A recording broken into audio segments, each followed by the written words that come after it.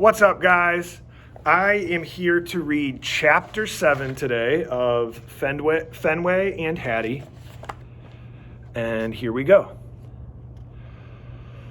Later, food ladies in the eating place, with the promising sounds of running water, noisy pots, and scraping spoons. Delicious smells are drifting through the house. It's all I can do to slurp the drool from my muzzle. Hattie and Fetchman charge in and gather around the table. I'm parked in the safe hallway, looking through the door, and I see a wonderful sight. Food ladies pouring tasty food into my dish. As it's rattling in, I jump up and run in circles. Yippee! It's supper time. Food lady sets my dish on the wicked floor. She takes her seat next to Hattie and Fetchman. My tummy is rumbling. I smack my chops. I can hardly wait. Hattie glances at food lady, then back at me. Fenway, she calls in a hopeful voice. I know the routine by now. I cock my head and put on my most pathetic face. I whimper and moan. Please, oh please, Hattie, I'm so hungry. Hattie turns to food lady. She wants to bring me that dish. No, food lady says. Fetchman shakes his head. Training, he says. What's wrong? Hattie's supposed to get up and serve me my food out here in the hallway. I whine some more. Hattie, oh please, Hattie, please, please, please. She's gazing at Fetchman, then food lady, then back at Fetchman. She looks desperate. She wants to help me. What's going on? I cry and whimper and whine again and again and again. I even roll onto my back and moan, oh, why isn't anybody feeding me? There's only so much suffering one dog can take. It's hard work. I keep whining and moaning while my humans finish eating and put everything away. Hattie acts like it hurts to look at me. The feeling is mutual. Just when I'm ready to give up, Hattie walks out of the eating place and over to the front closet. I spring up to see what's going on. She's holding her backpack and something even better, my leash. Good thing I showed up. Fetchman grabs jingling keys. Food lady reaches for her purse. This can only mean one thing. We're going for a ride in the car. Whoopee! Fetchman and food lady are chattering up front. Me and Hattie are cuddled in the back. She speaks to me in a quiet voice, like she's telling me a secret. She pets me over and over. My nose detects a fabulous scent in her backpack. There's no doubt about it. That thing is loaded with treats. Hattie's obviously planning to give them to me. I can't stop licking her face. This is the way it's supposed to be. My Hattie is back. When the car stops, I barrel out the door, ready for all the fun we're about to have with those treats. And when I search around the parking lot, there's more excitement right in front of my eyes and my nose. Lots of dogs and humans. And they're heading into a giant building. An indoor dog park? Hooray, hooray! I pull Hattie through the doors. I can't get in fast enough. But inside, it's disturbingly quiet. And worse, the dogs are all on leashes. What is this place? I say, as we approach a yellow lab. After we politely sniff each other's bums, he tells me his name is Lance. He's with a tall human who smells like hamburger. Dunno, dude, he says, but then I rarely do. Well, it's going to be wonderful, I say. He gazes at me blankly. Huh? I nuzzle Hattie's leg. This is my short human. Her backpack is full of treats. He perks up. Treats? Awesome! Food Lady and Fetch Man are speaking with some other humans. One of them is tugging the leash of a basset hound who looks like he wants to run away. Does he know something I don't? We introduce ourselves. His name is Rocky. This place sure is curious. It must be explored. Nose to the floor, I lead Hattie from corner to corner, intoxicated by the amazing aromas. Every single inch of space smells like dogs. All kinds of dogs. I detect whiffs of schnauzers and boxers and poodles and every other breed I can imagine, even more than I've ever smelled before. Has every kind of dog in the world been here? Talk about a promising sign. This place is probably the best indoor dog park ever. Or maybe dog heaven. As I continue to sniff, I discover something even more incredible. Treats! And not just the delicious kind in Hattie's backpack. Wowee! It's a smorgasbord of dog treats. Cheesy, livery, beefy. The smells are totally overwhelming. I pivot and jump on Hattie's legs. This is going to be mind-blowing, I bark. I can hardly wait till the fun starts. She looks around uneasily and shifts her backpack to the other shoulder. She smells nervous. Why isn't she more excited? And more important, why isn't she handing over the treats? Suddenly, I notice that one human is striding toward us very purposefully, like maybe she wants some treats too. Well, she's going to have a fight on her hands. Or maybe not. The one human's energy is friendly, yet her posture is telling me to stay on guard. A bad combination. She starts talking, and Hattie's treating her like she's very important. She says that mysterious word, training, too. Hattie grips the leash tighter, like she wants to keep her loyal dog close.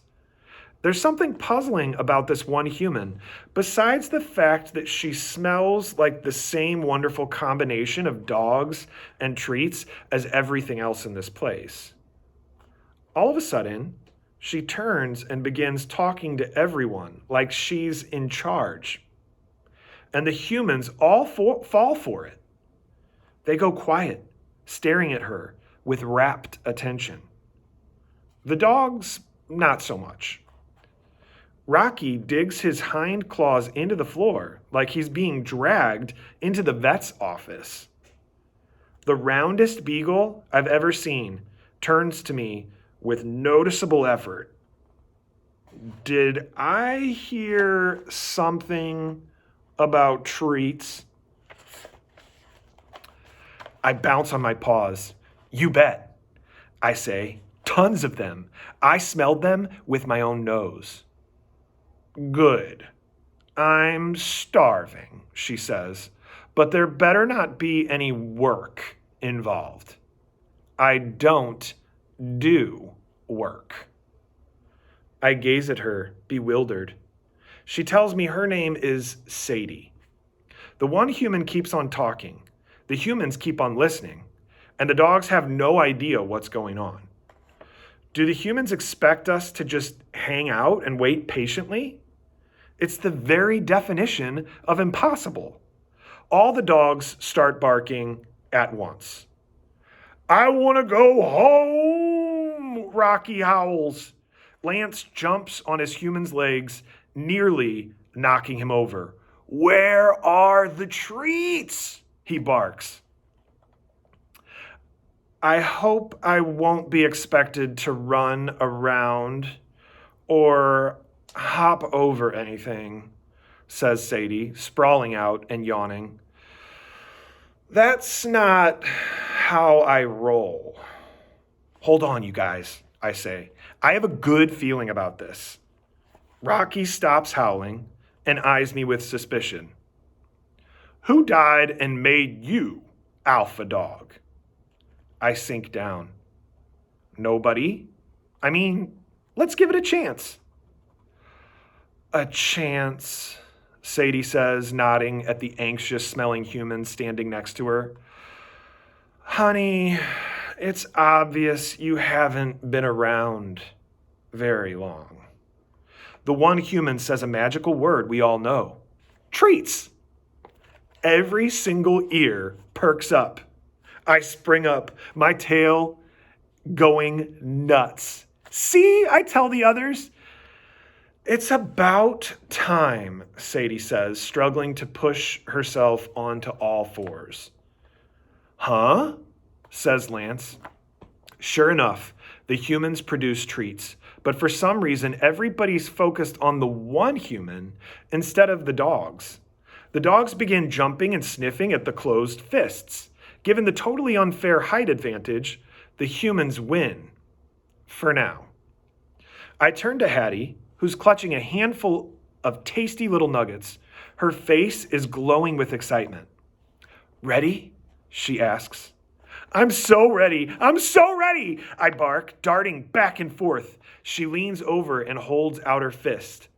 Fenway, sit. I leap up as high as I can, my nose going crazy.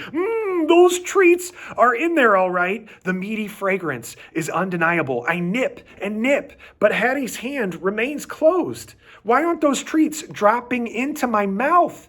Hattie's excited face is unchanged. She speaks again. Ready, Fenway? Sit. Sit. Sit. I'm so ready. I'm so ready. I jump and jump. My tail going berserk. Come on. Why aren't these treats coming? Hattie's cheeks droop. So do her eyes. Is this some kind of game? It isn't very fun for either of us. Hattie seems almost as upset as I am. Fetchman puts his hand on Hattie's back. Food Lady nods at her reassuringly.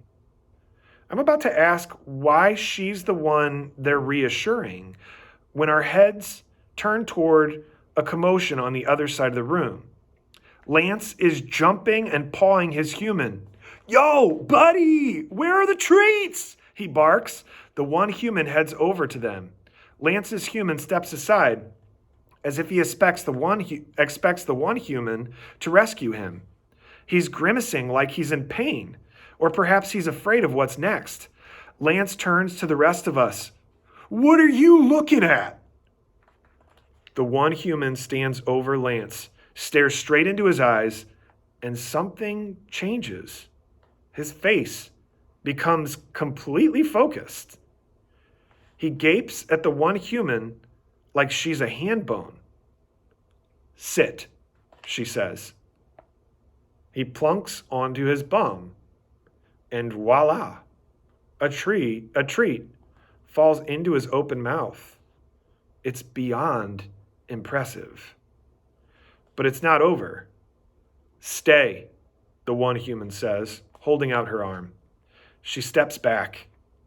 Lance waits, completely still, eyes glued on her as if in a trance. Another treat sails over and nice grab. This happens a few more times. We're all thinking the same thing. It can't be that easy, but nobody has the guts to do anything about it. Or do they? I turn to Sadie, then to Rocky. Just watch, you guys, I say. I totally have this. I swivel back to Hattie. Yo, buddy, where's my treat? I bark. I jump up and paw her legs. She jerks away. Fenway. I can feel rather than see the attention. Come on, where is it? I bark again, charging at her. Right on cue, the one human comes over. One sniff reveals that she has treats too. She hovers over me, her body tall and dominant. Sit, she commands. Talk about intimidating. My hind legs crumple. I sink to my bum. She looks into my eyes. Stay, she says, extending her arm. I freeze in place. I want to hop up and grab those treats, but her strong gaze and powerful energy are warning me not to. The one human takes a step. I'm still as a statue. Work it. Work it. Work it. And bingo! Chomp! The treat's in my mouth, and wowie, is it ever yummy. Really, this game is too easy.